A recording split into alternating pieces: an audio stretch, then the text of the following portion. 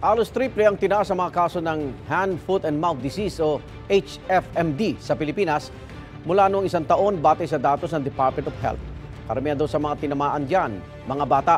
May unang balita si Nico Wahe.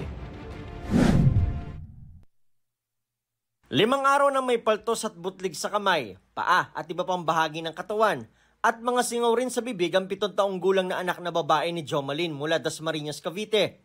Bago yan, nagkaubot sipon at lagnat din ang kanyang anak. Nang dalhin sa doktor, nakumpirmang may hand, foot and mouth disease o HFMD ang kanyang anak. Ang mas ikinakabahala pa niya, nahawa na rin ang kanyang 4 na taong gulang na anak na lalaki. Ang bilis po makakawa. Grabe. Kaya hindi po namin sila pinapalabas. So, lalo medyo dumadami siya.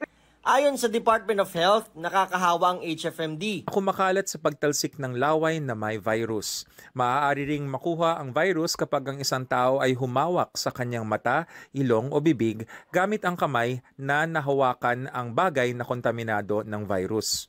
Ngayong taon hanggang February 22, mahigit 7,500 na kaso ang naitala. Halos triple ang itinaas kumpara sa kaparehong araw noong 2024. 56% ng kabuuang kaso, mahigit 4,200, ay mga edad 4 pababa. Mahigit 2,000 naman ay mga batang edad 5 hanggang 9 na taong gulang.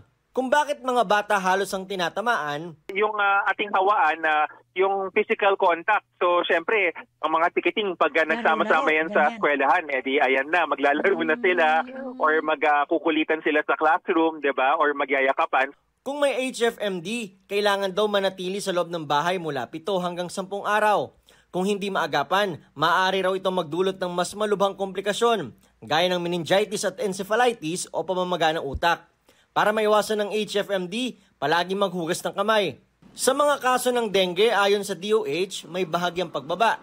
Ang mahigit 14,000 na kaso mula January 26 to February 8, 7% na mas mababa kumpara sa mahigit 15,500 noong January 15 to 25.